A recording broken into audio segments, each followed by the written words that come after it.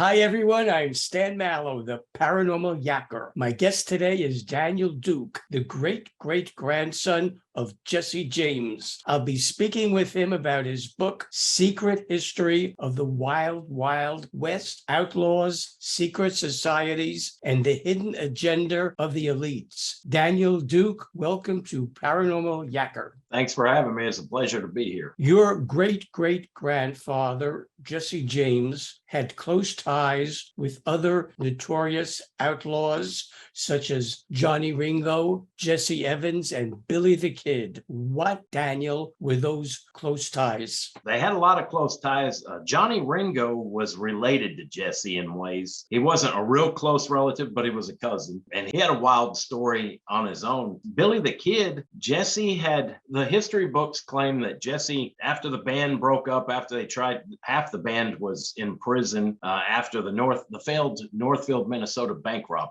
And they said that after that, Jesse tried to reform a new band. So he rode down to New Mexico to meet Billy the Kid, and they had a meeting, and that was that. They left it at that. But after digging deeper into it, I think, well, there's a lot of theory on that I can't prove, but I know for a fact Jesse met Billy the Kid in Las Vegas, New Mexico. And that's the same place a lot of other people had gone to. A lot of outlaws went through Las Vegas, New Mexico. And there was I'm trying not to get off on a lot of rabbit holes. Yeah, Billy the Kid and Jesse had met. That was like two of the most famous outlaws in the Old West had met. And they were talking about allegedly forming a new gang. But I think it was kind of interesting to me that Jesse had already wanted to get out. He'd faked his death in 1879. It didn't work. In 1882, he faked his death and it worked. And in Billy the Kid, in basically the same way, by a former gang member, a guy he knew and trusted, got shot in the back of the head, and that was the end of it. Billy's was a little more mysterious than Jesse's was, but they both pulled off their death, and there's rumor that both men went into Texas and lived to be an old age. I mean, we've proven, my sister and I, our late mother, had proven that Jesse did fake his death and lived to the age of 97. Billy, it's still up in the air, but the evidence shows, in my opinion,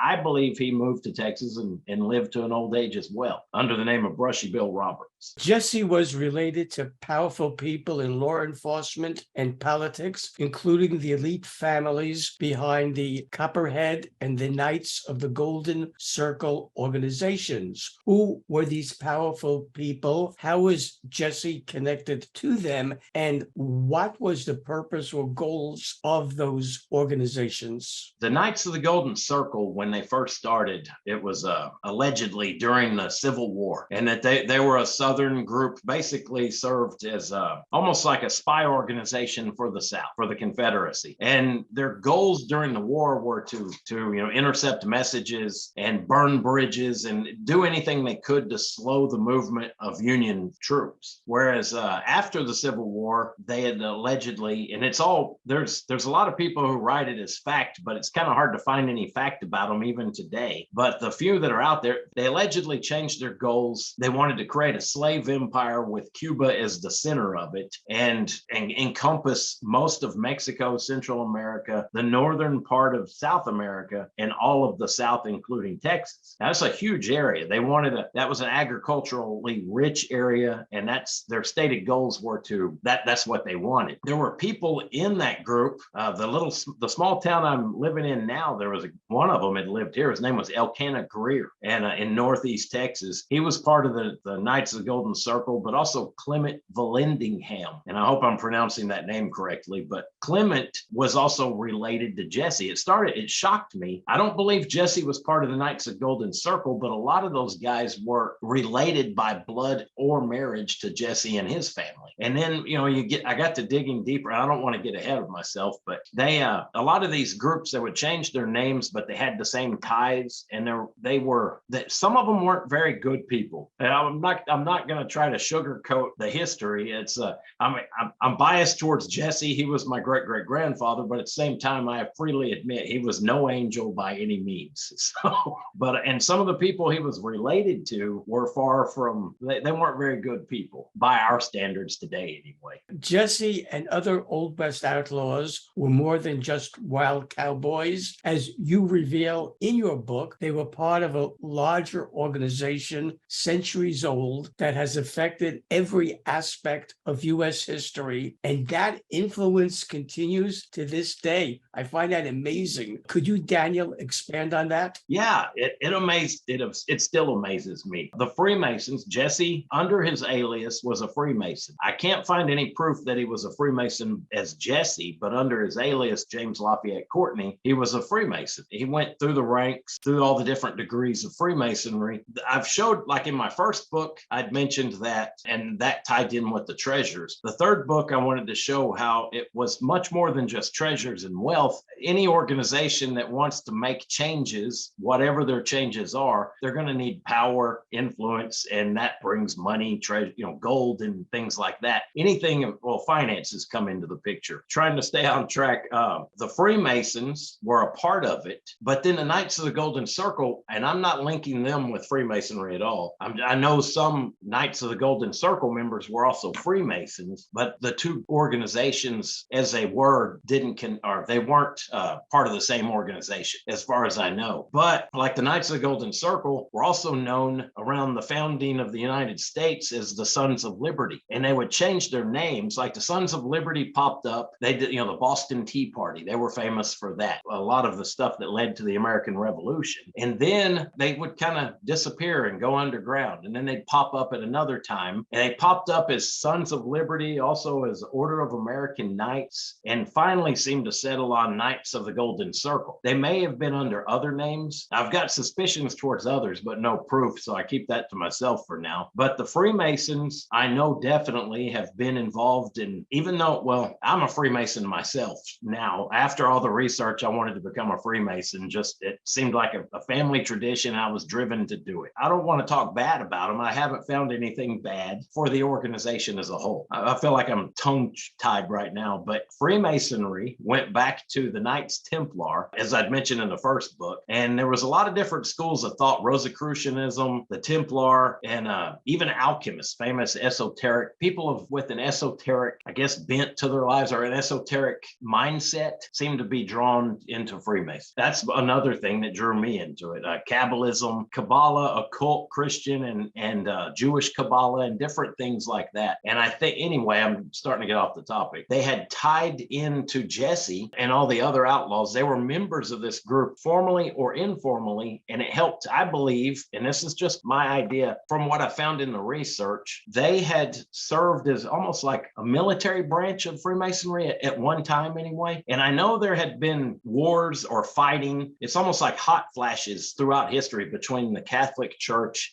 or people in Freemasonry. And it seemed like that was one of those times right after the Civil War. There's a lot of chaos, a lot of different nations vying for power and influence in the Americas. And Freemasonry seemed to me to be a way of fighting, on their side anyway. They were fighting against some of these forces, if that makes any sense. Drawing on your great-great-grandfather's secret diaries, you unravel the hidden history of the Wild West to expose the outlaws, politicians, and secret societies who were pulling strings behind the scenes. You mentioned some of them. In what way did they pull strings behind the scenes? Like a lot of the gold and stuff they'd had access to. Anything like when Jesse and his gang would rob a bank, or any of the other outlaws, every outlaw story in the Old West is they would die broke. And, people would use that as a great moral lesson to children, saying, don't lead a life of outlawry because you'll die broke like the others did. It leads to nothing but bad. But a lot of them, they made a lot of money, but they didn't keep the money themselves. They were hiding it on the grid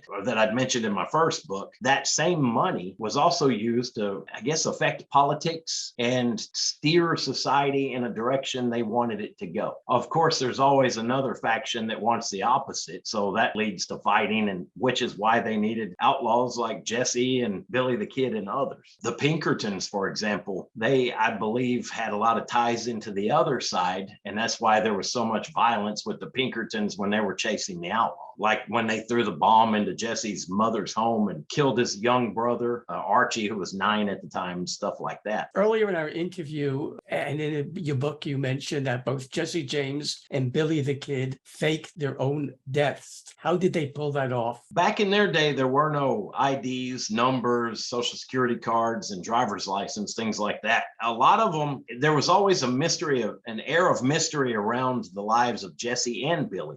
Billy was much more public. Jesse purposely, he rarely rode into towns. He would ride around the towns. So he was a lot more secret. He didn't go into saloons or anything like that. He kept clear of trouble as much as he could, except for when he was robbing a bank or train, of course. He always tried to keep low key and live a low profile life. So for Jesse, it was real easy. Billy, in a way, Billy he had a more public life, but he pulled it off a similar fashion. He had a group of people who were loyal to him. He seemed almost like a Robin Hood character in his own right, in that the Mexican and Indian population in New Mexico seemed to think very highly of Billy. The same people who had wronged Billy and his mentor were also some of the same people who had ran roughshod over the Hispanic and Indian community. So it's almost like the enemy of my enemy is my friend kind of thing. I think he had loyalty there, but his friend Pat Garrett, for example, Pat Garrett was also a Mason. I don't believe Pat shot Billy in the back of the head. Now, there's a lot of evidence on that in that count showing that Pat didn't, or at least painting the story that it's very plausible that he didn't kill Billy, just like Bob Ford didn't kill Jesse. Oh, and another thing, mentioned Las Vegas, New Mexico earlier. Bob Ford had gone through Las Vegas, New Mexico and served as a deputy for a time, which I thought was interesting in one of Jesse and Billy's old hangouts. And it kind of made me wonder if he was being or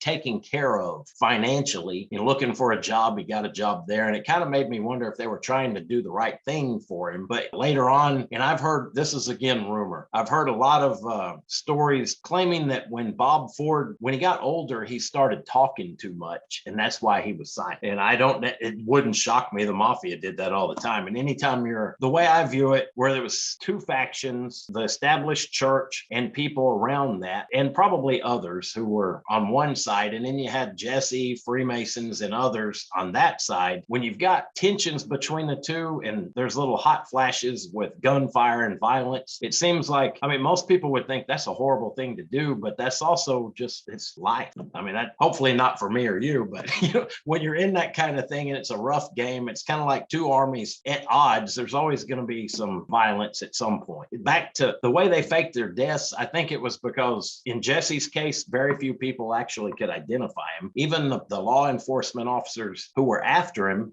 nobody ever had a good description of him. And the only people who could identify him were his close friends and family, and most of his friends were also his gang members. So he kept a real close, tight-knit group, whereas Billy, in a way, I think he pulled it off, but I think he did it in a different way, slightly different, in that he had some loyal friends. People knew what he looked like, but maybe he got lucky and slipped away. He moved from New Mexico to Central Texas, where he was still a little close, but after he came to Texas, it said that he lived a low-key life, fairly low-key. How did Jesse James and Billy the Kid live out their lives after they faked their deaths? Jesse lived in Blevins, Texas, in a small farming community southeast of Waco, Texas. And Billy lived northwest of Waco, Texas, in a place called Hico. That's also a small area. Hico is more of a ranching community, whereas Blevins, where Jesse lived, was more farming, but they were roughly a day and a half ride from one another on horseback. So if they needed to contact each other, they could. And interestingly, not far from Hico, there's another town, and the name of it's slipping my mind right now. Anyway, there's a place called Coon Creek outside of town near Hico, where Belle Starr had a farm or a small ranch. And Belle Starr was the queen of the bandits. That's what they call her in a lot of the old books. She was a very fascinating woman. She helped, I think, facilitate a lot of this. Even in her career, it was well known that friends who were judges and outlaws, the highest in society and the lowest in society. She had dirt on all the right people. And if somebody wanted something like to fake a death, for example, she could make that happen. If you needed anything, she knew somebody who could get it for you or get the job done. It almost seemed like she was a mob boss in her own right. And it was interesting to me that she also lived right in that area near Billy and Jesse. Jesse James was connected to former U.S. Presidents Lyndon Baines Johnson and Harry S. Truman, as well as LBJ's man in the shadows, Texas mob figure Billy Sol Estes. How was he connected to them? I found out that Billy Sol Estes was a distant cousin of LBJ. And when I kept doing their family history, they were both cousins of Jesse's. They were distant cousins, but they came from the same family lines. And that blew my mind. And when I kept researching, that's where the whole thing started just unraveling. The whole mystery around them started to unravel because there were certain key families who were all related. Mr. Vallandigham from the Knights of the Golden Circle, he came from one branch of the family. And then the James family, LBJ, Billy Sol Estes, people in Baylor University, and it just kept going. I mean, all these big names in Texas history and in the Old West, and in some cases, U.S. history, were all related to one another. That blew my mind. And I remember when I showed my mother, I'd drawn it out on a big piece of butcher paper, put it on a cork board, and I had all the family trees. She said, "How on earth did you find this?" And I said, once I unraveled one, it all just started unfolding.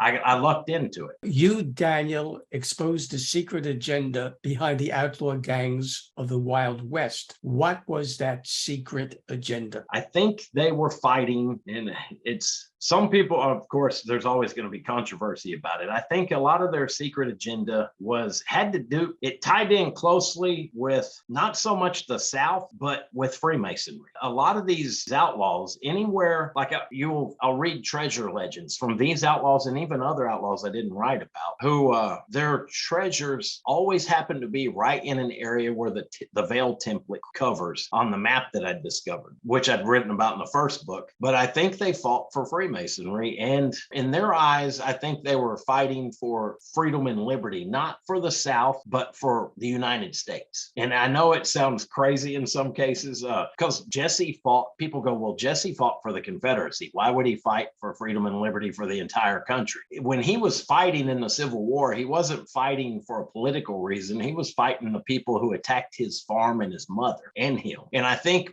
at the age of 14, he just wanted revenge against the guys in Kansas who had attacked his family. And after the war, I think they were, like Frank, for example. And one thing that kind of backs that up for me is Frank James, after he was cleared and acquitted of all crimes that he was accused of doing. His best friends were Northern judges and some politicians. And I thought, wait a minute, he fought against these people in the war. Why would they be his best friends? They would stop, like in some cases, there were stories of a judge stopping the trial because Frank had walked in and he wanted to shake his hand and say hi. I would think it was just amazing to me to think that in that light, I think Jesse, they were both brothers. They were raised the same way. I think Jesse felt the same way. He was fighting not for one side or the other, but for the common good. Researching your great-great-grandfather, you found connections not only among other outlaws, but also among powerful political families, colleges, and even the Baptist Church, which boggles my mind. All of these share a common denominator, which on the surface appears to be Freemasonry, which you spoke about earlier, but it goes deeper than that. How so? Well, there's the treasures that tie in with that.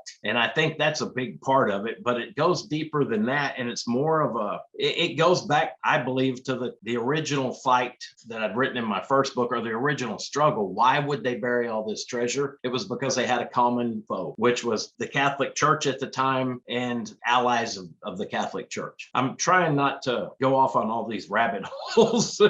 There's a lot of this story. Every time I uncover one thing, it's almost like you peel back one spider web and there's a dozen other spider webs beneath it. Trying to keep focused on one question is sometimes hard for me. I apologize for that. The gold tied them together. Freemasonry tied them together. But the Baptist Church, I think it was bloodlines were a big part of it, I believe. All the major players came from the same family. That's hard to ignore when they come from the same family. Jesse James, as you had mentioned earlier, was known to have buried a substantial amount of treasure at various locations. locations. How much of that treasure has been found? Where was it found? And do you have any idea or clues as to other locations where he might have buried his treasures? That's a good question. A lot of good questions. I think the large treasures have been found, not all of them, but most of them have been found. And they've been actively sought after by large groups. For example, Baylor University. My mother and I went out to Waco, Texas, where there was an alleged Jesse James treasure buried. Found out from one of the workers after the dig was over that they didn't find anything and that Baylor University paid $7 million to dig for it. Crew, oil field workers, coffered dams, heavy equipment. I've got photos of that dig. They didn't like people getting close to it, and it was kind of oil field roughneck. They came up and confronted my mother and I, and we just smiled, said hi, and backed off. But that's also where I found a tombstone, and I've got photos of that too. It had strange symbols on it, and I think I decoded it. It was 1 mile south of where that tombstone was. I got on Google Earth. I went due south 1 mile from that tombstone, and 2 years later, right in the heart, on the 50-yard line of where Baylor built their brand new football stadium. And I know that sounds conspiratorial, but it's very odd to me that that happened right there. I mean, right where the treasure was supposed to be, they built a brand new football stadium. I don't know how much treasure that was, but some of the other locations like Victoria Peak, it ran up into the billions of dollars worth of gold. And that was discovered. LBJ, coincidentally, who was also a cousin of Jesse's, ended up getting control of most of that gold. Then the rumors start from there. I can't find any proof on what he did with it. A lot of people say he used it to pay for elections in third world countries and things of that nature. The fact is, the gold was there. There's sworn testimony from former servicemen, Air Force members, and others saying that they personally saw the gold, and they even passed lie detector tests. I do think there are some national parks and military reservations like Fort Hood, for example, that may have the gold still on them. And I also think there's some in some urban areas across the U.S. Should viewers of Paranormal Yacker want to buy Secret History of the Wild Wild West, Outlaws, Secret Societies, and the Hidden Agenda of the Elites, how can they do that? Anywhere books are sold. You can go on Amazon, my publisher, InnerTraditions.com. Literally anywhere books are sold. Here in Europe, the UK, even China, they've got it. In Canada, everywhere. Daniel Duke, I thank you for being my guest on Paranormal Yacker and talking with me about your incredible book. I read it right through. It's an incredible read, Secret History of the Wild Wild West, and I wish you success with it. Thank you. Hi, everyone. This is Stan Mallow, the Paranormal Yacker. I hope you enjoyed the interview you just watched so that you don't miss any of my upcoming shows, where each week you'll find me yakking with a different outstanding guest. Be sure to subscribe to my free YouTube channel. All you have to do is press the subscribe button on your screen.